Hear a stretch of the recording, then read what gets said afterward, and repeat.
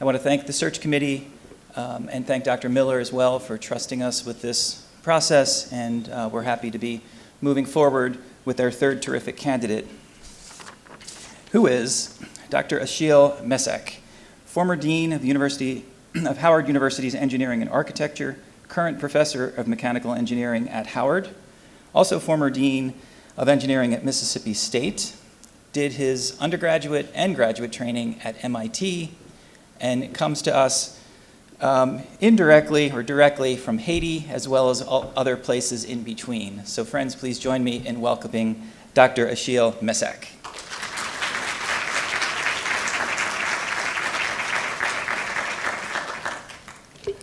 Thank you, Dr. Levy. And I would like to thank everyone for coming. I would like to thank the students, the faculty, the staff, the upper administration. I'd like to thank the alumni, university friends, and partners. I'd like to thank those who are here and those who join us via the internet. I'd like to thank the search committee and Annie Hansen for all her help. And I am delighted and honored to be here with you today. I'd like to thank my wife, Jennifer, who is here supporting me as a family. And we took the 5-hour drive yesterday to our potential new home over the next decade, to this new, wonderful UA community. Last evening, I was thinking of the fact that you are making an important decision for this university. And I decided to stay up and write my comments to you and have my Q&A be extemporaneous, but that the message be clear, because I have specific things that I needed to tell you in your consideration that I wanted to get right. So I was asked two questions to do. One of them, two points. One of them is strength, and the other one is a potential obstacle. So what I'll do is address them implicitly at first, and then explicitly thereafter. We are at a truly special time for this university. It's a time of challenges, significant ones, and a time of transformation, but also a time of tremendous opportunities. After 150 years of accomplishments, this community of faculty, students, and staff is entering a truly defining new decade. This fabulous institution is entering what is referred to as the fourth industrial revolution. Things have changed and are changing dramatically across the state, across the country, and across the world. And this endeavor requires transformation and reinvention.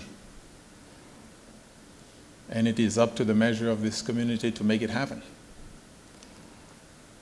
Together with this myriad good news and accomplishments, we're also clear-eyed about the serious challenges that have faced this university over the past 5 to 7 years. The UA community has seen 5 presidents in that time, has had serious fiscal challenges. 2 things that are important come to mind in what contributes to them. It's a complex issue, but we have essentially lost 10,000 students in 10 years. And there was an initiative to spend $627 million on a project called the New Landscape for Learning, which is part of the challenges that we face, but it is also a tremendous opportunity I look at it as an effort that's done in reverse, but it is a tremendous opportunity. I say with complete confidence that this is nothing that this community cannot conquer. The fact is that the higher education landscape is changing quite a lot. And we are not alone. As brightness comes upon us. So, I believe we must continue to take vigorous and thoughtful steps.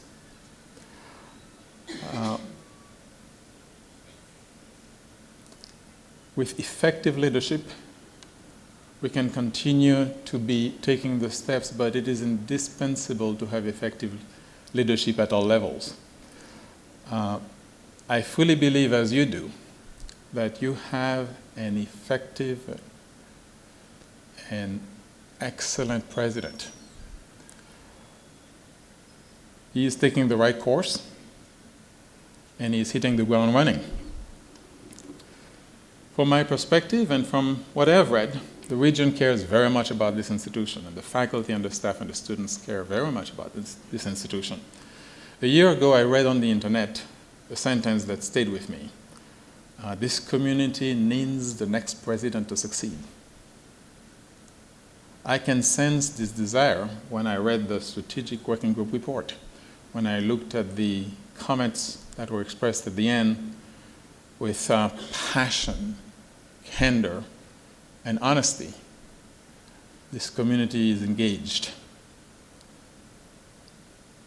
So I would like to give you the context of my candidacy and why I believe I would be an effective transformational partner to President Miller as I serve the faculty, the student, and the staff.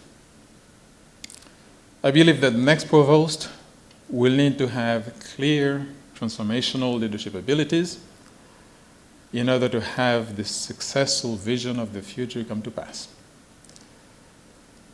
My transformational successes of the past, I believe, would make it possible as a community to form a future and craft a future that is worthy of our past. As I present my candidacy to you for consideration, let me say a few words of my experience at other institutions as an academic leader.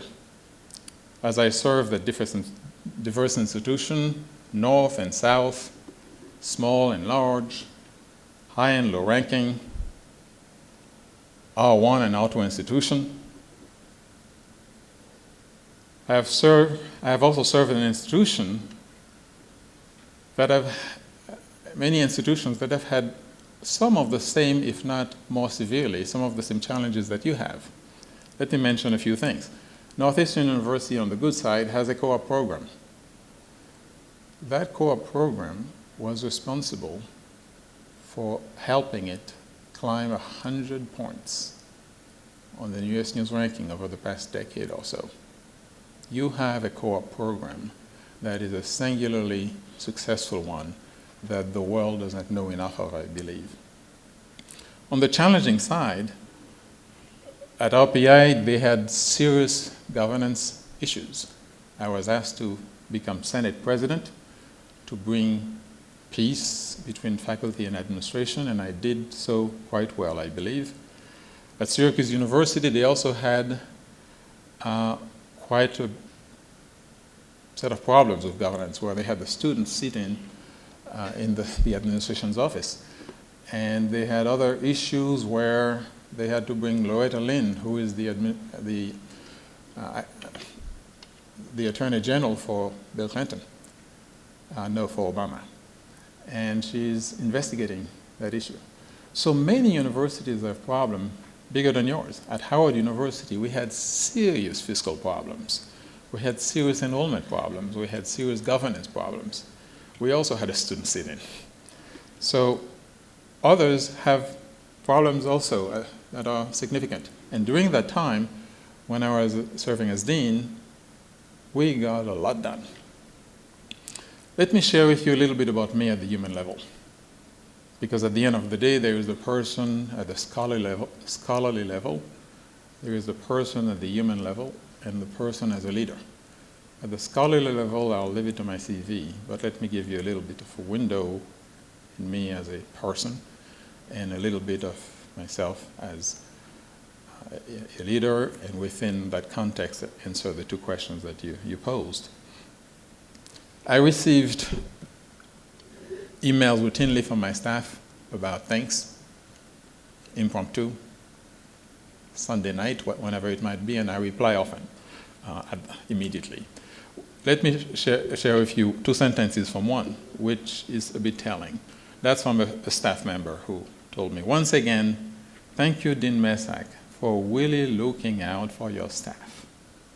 In my 30+ years, I can't remember a dean taking care of his staff the way that you take care of us. In another instance, my own staff gave me a light bulb, and to which was engraved the words, leadership. One person can make all the difference. I received similar communications that expressed my solemn commitment to my faculty, staff, and students, making a positive difference in their lives and promoting their success. Let me mention to you now in a more quantitative terms about what we have accomplished, because we can talk in vague terms, but let me give you some specifics about the numbers, quantitatively what we did. We had a 25%, actually budget cuts, you're used to that, in excess of 25%. What might have been a terminally terrible issue was not. And let me tell you what did happen over that period of time, over some 3 years. We had faculty increase, pay raise of 16%, and staff of 14%. There were no raises for the previous 5 years. And we had gender equity that we erased. So the raise for the female faculty was 25%, and for the staff was 22%. That was in spite of a 25% cut. In terms of performance, the university, the graduate level, the college rose 66 points in the ranking. I believe that's historic. At the undergraduate level, this year alone, this past year, we rose 24 points in the ranking. Where is the beef? This is the beef. Female professors, we doubled the percentage of female professors in the college. We quadrupled the assistant professor percentage, female professors. At the student level, we are double the national average. We had an architecture program that was due to close when I came in. And that was the complete expectation of everyone. But instead, let me tell you what happened. We, instead of losing accreditation because of the problems and the realities, we just received the maximum 8-year accreditation. We have a 30% increase, 0 to 30% female percentage of professors. We have a 5-fold enrollment increase. Enrollment, it's a big issue. And we have a thriving new programs that now are thinking about how it can accommodate all the students who want to come in. At the college level, we had a 4-fold increase in PhD graduation rate. We had earlier a 5-fold increase in PhD graduation rate at Syracuse University.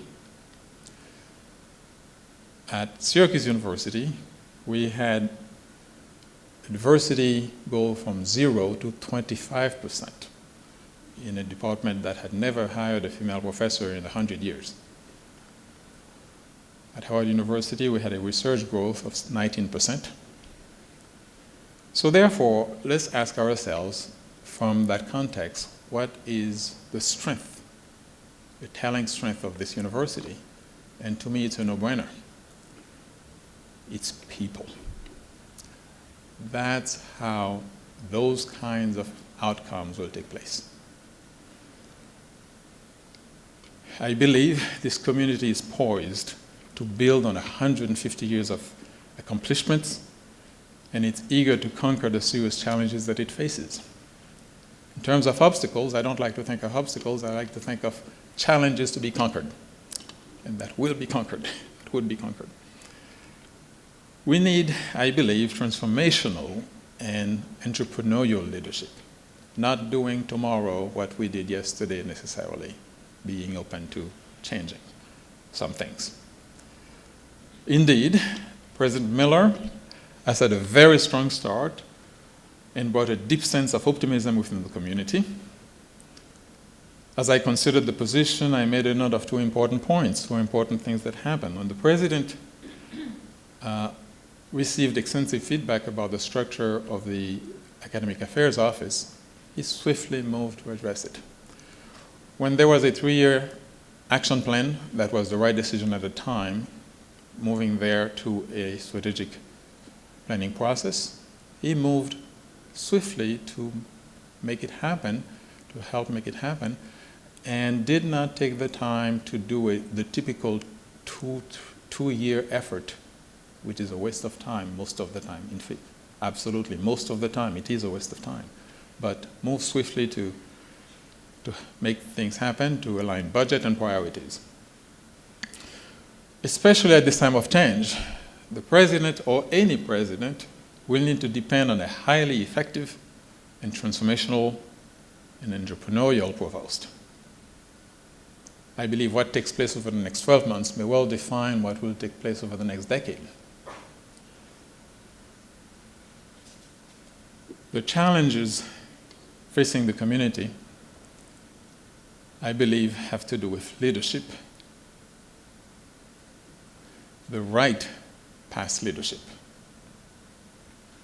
Let me share with you that only 2 or 3 weeks ago, 2 of my dean colleagues became president of 2 top universities. The question before the community was not whether they were provost or dean or any specific title, but it was whether they accomplished transformational change where they were. And in each case, the answer was a resounding yes. In a similar vein, when we look for deans, I don't believe that it is necessarily the case that we would look for deans or sitting deans or not sitting deans, but I would advocate that we look for people who have been transformationally accomplishing things where they were, or folks who are willing to be engaged in that effort from within. So I offer to you my experience as dean, and with the ability to bring transformational results, and in strong partnership with your president in service to the faculty, student, and staff. And to conclude, let me add one more thing. I want to mention here that I have spent a decade of successful contribution and leadership in the aerospace industry to do things for the space program, the space shuttle, and the space station. The space station is still around. The space shuttle is no longer here. But I worked a number of years in doing innovative things in this arena. So I bring to you that kind of experience as well. So thank you very much, and I look forward to a conversation.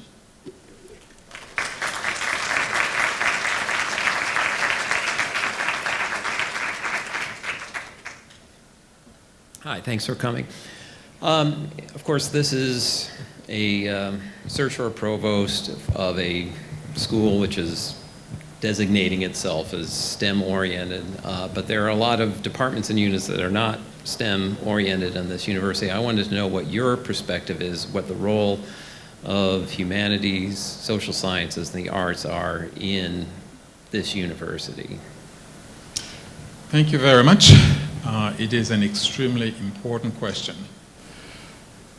This is a comprehensive institution, and we talk a lot about STEM nationally and internationally. and for good reasons. However, it's critical to understand that we are entering what I spoke of a few minutes ago, the fourth industrial revolution. Even before one spoke of that term, one spoke of the notion of interdisciplinary engagement. And what that means, it doesn't mean necessarily mechanical engineering and civil engineering. Yes, indeed, that is interdisciplinary. But what they are really referring to is a broader swath of issues. Even back in the mid-90s, when I was transforming education at Northeastern University, I was bringing in law, business, engineering in designing our products, and arts. So a study recently had an interesting finding of students of low socioeconomic status who were dropping out of school. They found out that only 4% were highly engaged in the arts, and 22% were not at all engaged. It wasn't necessarily a conclusion, but what it invites us to think is that the arts is part of who we are and part of how we can become successful. And the humanities is absolutely of the same vein. So I think that it would be very much short-sighted to think of non-STEM as being any less critically important as STEM is, even in the context of fiscal decisions. Thank you. Good afternoon. Good afternoon. You mentioned governance, and I'd like to get a little bit more detail on your philosophy of shared governance, especially in relationship to faculty. As you are probably aware, the university does have a strong faculty union, and your experiences of working with a union and a collective bargaining agreement. Thank you. Thank you. Thank you very much. This is again a centrally important question. So governance and union. Let me start with governance. I was a member of the Faculty Senate back in the mid-2000s, and there were significant problems at RPI between the faculty and the administration, and no resolute. Things were only getting worse. So when the time came, my colleagues asked me to run for the Senate and become president. We didn't have the University Council, and we don't have it. It's a different structure. So I ran and won and represented the faculty.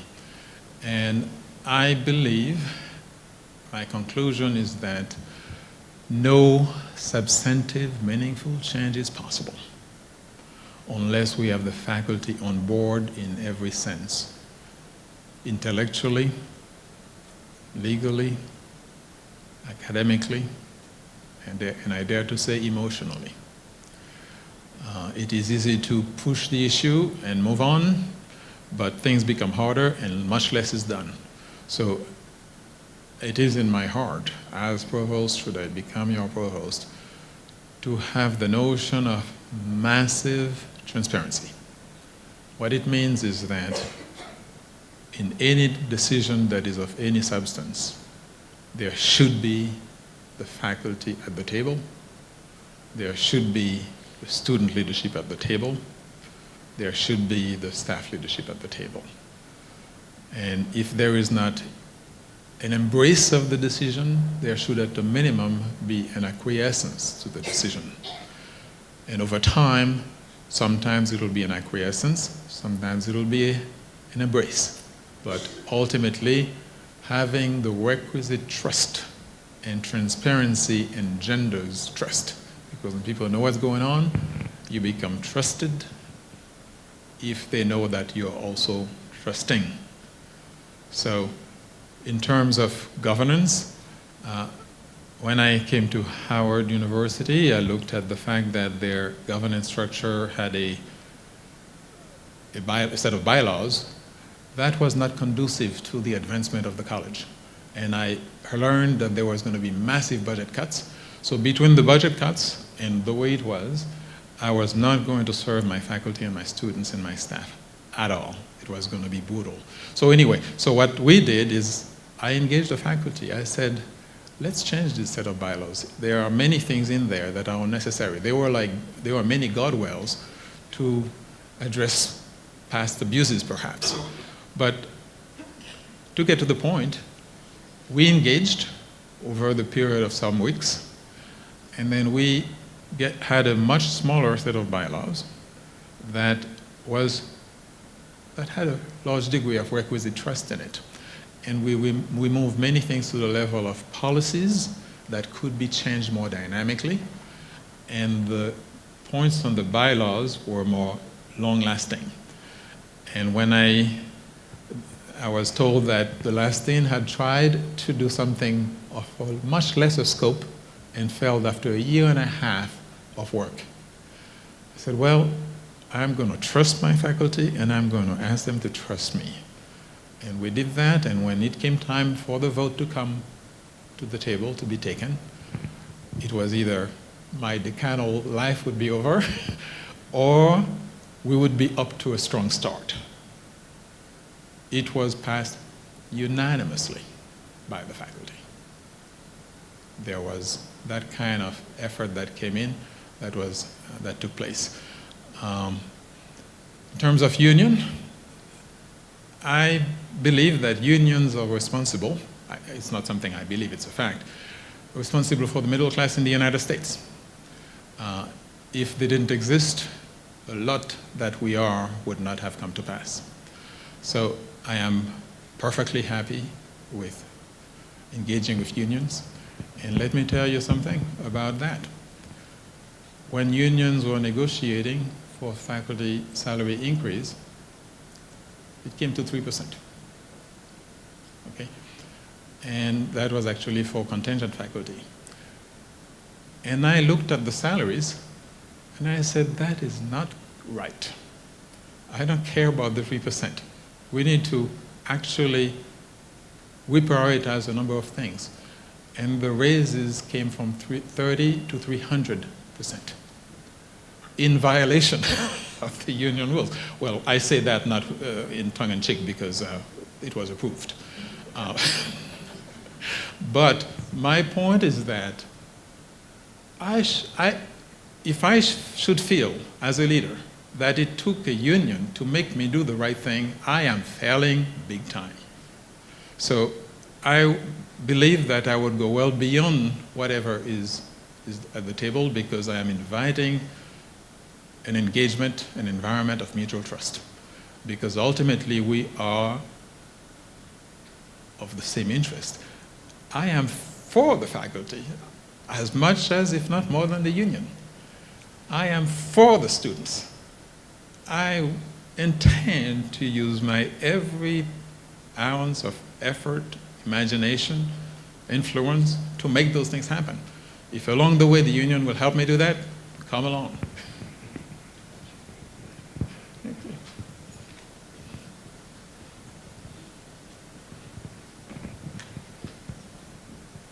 Hi, thank you for coming.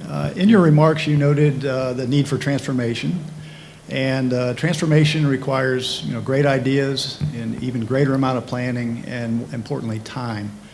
But when I look at your CV, I see that you were Dean of Engineering at Mississippi State, but if I read it correctly, you only held that position for a year, which makes it a little difficult to do things in a transforming way. You then moved to Howard, where you were again a dean, but at that time for 3 years before returning to a faculty. And though I did note there are lots of accomplishments in both of those roles, those are rather rapid transitions and don't seem sort of in the normal progression, if that's the right word. Can you explain to the audience, how you can form a transformation, and maybe why you moved out of those positions in the amount of time that you did? Okay, thank you. It's a very important question. Thank you very much. I was dean for 3.5 years at Howard University, and what the situation is that I looked at the university, and I looked at the department, and I looked at the college, and I saw all the things that needed to be done. I negotiated with the provost that there would be 12 to 15% budget increase for the things that needed to begin to happen. And instead of that, we had a budget cut, and another one, and another one. And during that time, my motivation is never to retain a title, but whether I can serve with integrity, whether I can serve and make a difference in the lives of those who expect it of their leadership. And in each case, I feel wonderful that I leave behind me a string of accomplishments. At Howard University, when they didn't have a raise for 5 years, we changed that. We changed. And when the time came, what I believe we deserved richly was non-cut. We had to do something else. We needed not to undo what we had done so hard. And there was another cut coming up on us, and I asked myself, can I honestly look at my faculty in the eye and say that we will continue to climb? And I am not pleased with where we are at Howard at all. I believe we can keep on climbing. And with the right decisions, that's exactly what would have happened. So I decided then that, and also there is a culture where they don't like deans to be looking. So I said, let me be completely in line with whatever the culture is. And I helped my successor a lot. I met with him, I kept in touch, I helped him to continue to do things as well as could be done as if I were provost. So this is the context of it, and that would always be the case wherever I go. I believe very strongly, with the experience of my past, that should I have the honor of becoming provost, I would be eager to spend the next decade and use the vast experience that I have acquired to help transform this institution. We had massive things happening, even at Mississippi State. That continued to happen after I left. But sustained good leadership is needed, and it did this, and then did this. And some things cannot be done at the college level. It can only be done up to a point. Some things the dean must have the help of the provost. If you don't have that, the limit of what you can do has a ceiling. And I believe very much in serving my faculty, serving my staff, serving my students, and being true to that mission. So that's who I am. Thank you.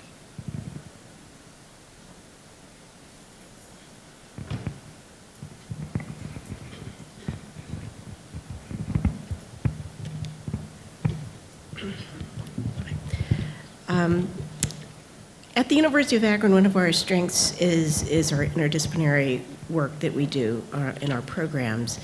And a lot of faculty have a lot of creative ideas, including interdisciplinary kinds of endeavors, including programs or research or other kinds of projects. But we often encounter some obstacles to that. So I was wondering if you could speak to what you would do to help encourage more I hate the term out of the box, but just more creative thinkings about how we could move the university forward. Thank you very much. So that term and that practice and that notion was a progressive thing. When people wanted products to perform better, when people wanted barriers to be broken down, when people think in isolation, not a lot happens, or what happens is not as high-performing as it could. In fact, my own PhD was the first time, back in the mid-'80s, where control and structures were brought together. And that's within engineering. And that was needed to help aerospace systems. And then more and more and more fields became important. And then NSF, National Science Foundation, decided that they would really focus on proposals that had an interdisciplinary slant to it. A long time ago, you could get single investigator projects funded as the norm. Over time, it became the exception because they want different disciplines and different contributions to come to it. And again, I'll go back to the theme of the fourth industrial revolution. That invites yet other angles. And when we say fourth industrial revolution, we're actually talking about biology as pervasively applied as mechanical engineering, as law, as bringing things together in a big way, because the discoveries take place at the intersection of disciplines or at the overlap of disciplines. And that must be part of the structure. We have an interdisciplinary building at Howard University, and the intent there is actually indeed to bring different folks together. So there are many things that can be done to encourage that. There was actually a multidisciplinary design optimization committee nationally, and they give an award every 2 years internationally, and I'm honored to say that they gave it to me many years ago because I am sold on that notion, and I do research on that notion, on that effort, and I practice it. So how we are organized, what the policies we have can encourage it or discourage it. Whether colleges are encouraged to cross boundaries, whether there is the structural incentive, the fiscal incentive to make it happen or not make it happen. And I'm about a lot of incentives. I bring a lot of incentive on the table for student success, for faculty engagement. I have actually sometimes gotten the provost mad at me for distributing resources to the faculty. Whether it is bonuses, whether it is encouragement to bring things together. When two faculty members are in need of resources to bring some research together, I may throw a student in there. And so there is a lot that can be done to encourage it and discourage it, both in policy and in resource allocation, and the provost can work with the deans to make it clear that we are encouraging it. And also, importantly, good ideas come from across the board. So when folks know that this is encouraged, they come up with ideas that nobody else would have thought about. And if the leadership understands this is a priority as well and mean what they say, they support it, and it happens.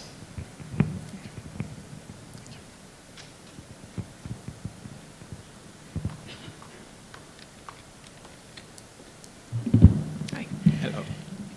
So I understand with our new president that we are looking at becoming a more inclusive university again, and to be a university that really fits the community that we're in, which I fully support.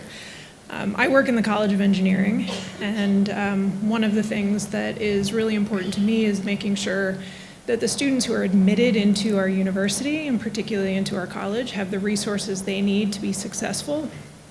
So if we're looking at an increase in students who are underprepared for college-level work, it's our ethical obligation to make sure that we have all of the structures in place needed to make sure that they can be successful should they choose to take advantage of those resources. So I guess my question is, how do you envision that happening? How do we get onto that path? What kinds of services do you see as needing to be focused on and supported financially and in terms of human input? Thank you. That question, which is me directly at the heart in understanding why I do what I do. That's it. If there is a single reason why I do what I do, is indeed that, to give folks opportunities, to give them the ability to succeed. Otherwise, the words student success are nothing more than vacuous air that we utter for no reason other than to utter it. No, I mean what I say when we do that. And you put your money where your mouth is. So there must be the support structure. The prioritization of making that happen is indeed the case. I tell them that, listen, you're talking to someone who was born in Haiti, arguably one of the poorest, perhaps the poorest country on earth. You're talking to someone who is determined to help make a difference, whatever it takes. And you're talking to a first-generation person. You're talking to a Pell recipient. You're talking about someone who wants to make it happen. And nothing else in my mind is more important than helping the students we hire, the students we enroll, to succeed. And that means doing a number of things. I have a whole series of student initiatives. Some of them, I'll give you some of them. One of them, for example, is that students benefit from their national societies. They benefit from being exposed to it, because what happens is they start knowing about their profession while they are still in school. And I believe we must help them succeed while they are here and beyond. They must be successful here and now, as they will be when they leave. And having a diverse staff, a diverse faculty is part and parcel of what it is. I don't know if I mentioned it, but I was at Syracuse University interviewing to be chair many years ago, and a student came to me and said, Dr. Messac, what will you do? There is something that I need to tell you, and I need your help with that if you're hired. I said, I'm all ears. And she said, I am a senior, and I've never had a female professor. And I said to her, that is not right, and you bet you that I would change that. And I told her that I was at MIT for 8 years and never had a black professor, an African-American professor. And I explained that not only do the minority students not benefit from it, but the majority students also do not in the following way. They will not have been exposed to the world as it will be. The world is becoming a diverse environment. And if they want to take leadership and initiatives in that world, while they are here with us, they should have a microcosm of what will be. So that is important for all to have that. So for the students, professional society, I had an initiative where I did fundraising, and I had industry leaders come in and they funded it. Every student in my department became members of their national societies, paid for. And I did that at the college level, because then they were exposed to things. It was one good thing. I put funding for them to travel to present their work, so that they are exposed to the world, even when one doesn't go. That one goes out and has a good experience learning about the profession, learning about the field, learning about the outside world, comes back and talks to others. And that motivates them to do the same and to do more. One initiative brings another initiative. There is a whole list of initiatives that I have worked on funding and motivating and pushing for that have to do with holistically bringing about student success. And what I like to make sure people understand is that there is no such thing as student success unless there is faculty support. If all you talk about is student success, but then you look at the faculty in the rearview mirror, you're talking nonsense, and it's not going to happen. So the faculty need the support they need to prosper themselves as scholars and as mentors, so that they can help the students. In a similar vein, there is no such thing as student success if there is no staff support. When I met with my staff when I first came, there were a lot of things that they needed, not to mention their salary being obscenely too low. I addressed that as well. But provided all sorts of other support. Their computers were way too old, or their environment was not inviting. We changed that too. So that's a holistic effort, and the idea of inviting students and not doing all that is possible on this earth to give them the ability to succeed is not proper, and I would give it all my effort to see to it we do what we must.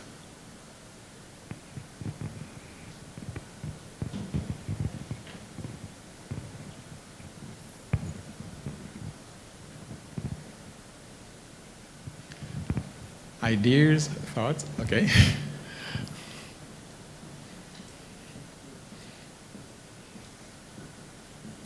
Good afternoon. Thank you for being here.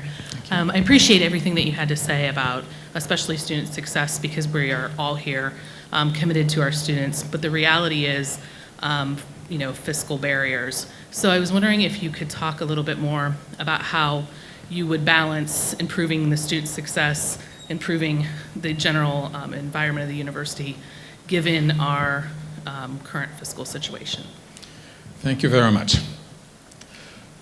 It is the implication that usually when there is resource reduction, that less is possible. I submit to you that it is not the case most of the time. I believe that any unit, any institution, any company, any organization should look at its budget and its prioritization and the decisions that it made, its structure, every few years. And when you do that, you will typically find out that there is not a clear alignment, as clear as it could be, between the stated objectives and priorities and the budget structure. And when that happens, there is inefficiencies, and you're doing less for the people than you can. So when you do that, a lot becomes possible. And let me say again here that I'm not just talking, I did it. We had a 25+% budget cut, and every metric shot to the roof, because I worked with the staff and with my leadership to say, let's go over our budget, let's go over what we do. And we're motivated by two questions. Is this helping the students directly or indirectly? Is this helping the staff directly or indirectly? Is this helping the faculty? And when the answer is yes, we do our best to keep it or grow it. And when the answer is no, it becomes something to consider. And in doing such things, we can then make a lot of things happen. We also have a lot to do with raising resources as well. And at Mississippi State, we had a bold top 15-5 initiative, meaning that we want to climb to top 50 within 5 years. That was the vision, and the people believed in the leadership. And when you have a vision, the leadership, and the plan, you can now hit the ground running. You can go talk to the folks who care about the institution, and there are many, many such people around the world, around the country, or around the state, or around the city. And they are more than happy to join in the endeavor to be a part of a winning scenario that they believe in, that they understand.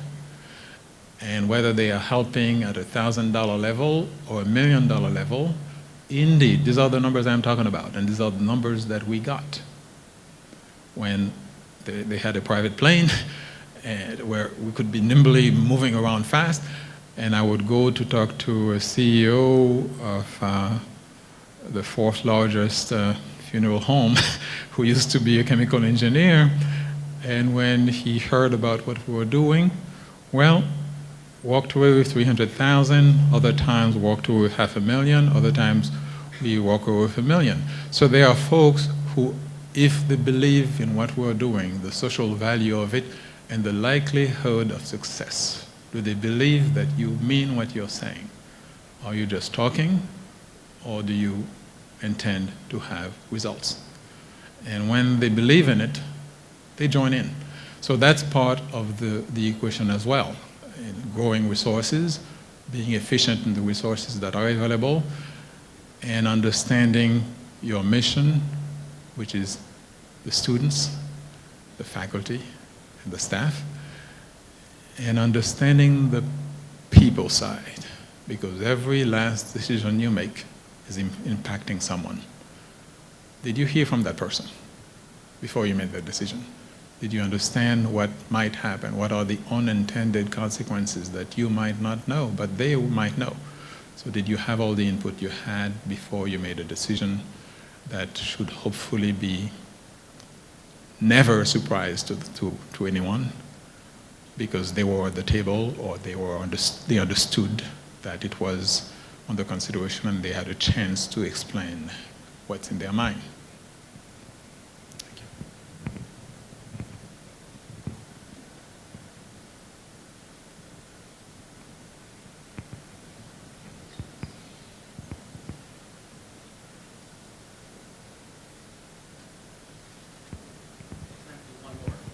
Thank you. Thank you.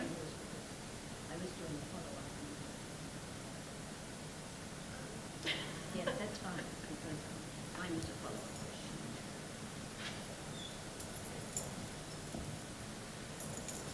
question.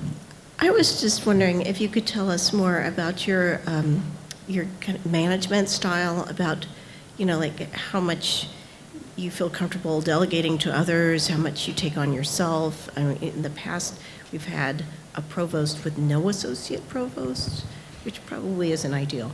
But to what extent also do you feel comfortable delegating things down to the level of dean and, to more local control of issues? Thank you. That's extremely important. Someone who believes there's many times 24 hours in one day might have a surprise in his or her hands. Even if you are extremely hardworking, you quickly find out that you're down to nowhere. You're going to nowhere. And the ability is to absolutely have a devolved scenario where local control is where it all happens. And let me tell you this. If there was not a lot of flexibility at the decanal level,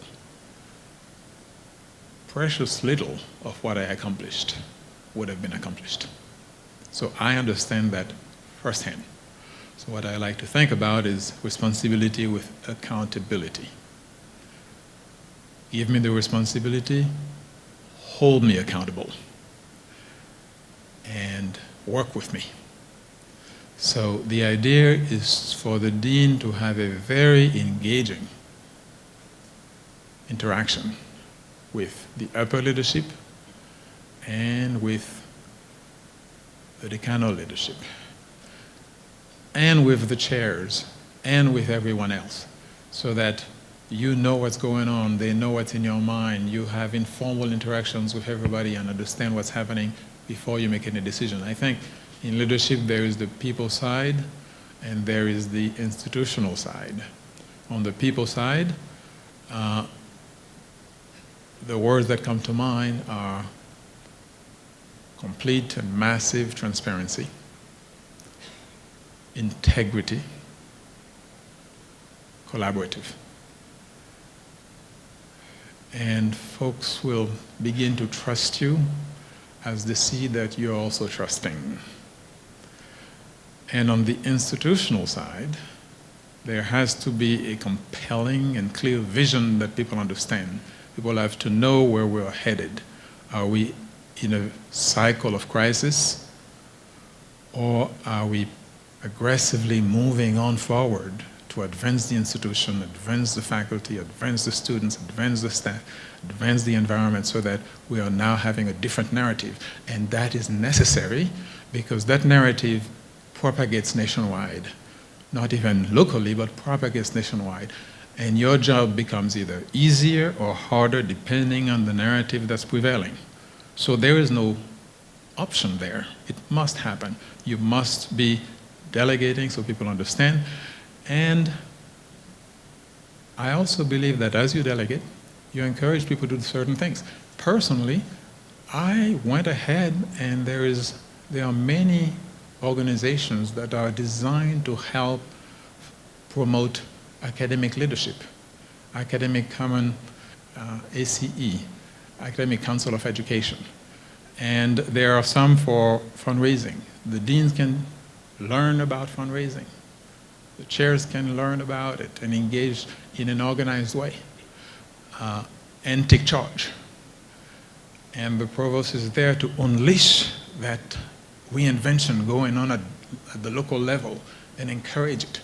And this is what really fires up the environment and changes the infrastructure, changes the narrative, and encourages that kind of move forward for student success, for our ranking, for helping faculty and helping things move forward. Thank you.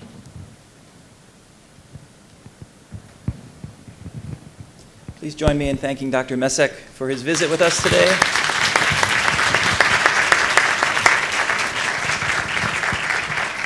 And just a reminder that the feedback form will be open into Friday, so make sure you please provide us feedback to the committee. And just thank you all for your participation and support as we've worked through visiting with these three terrific candidates. Thank you.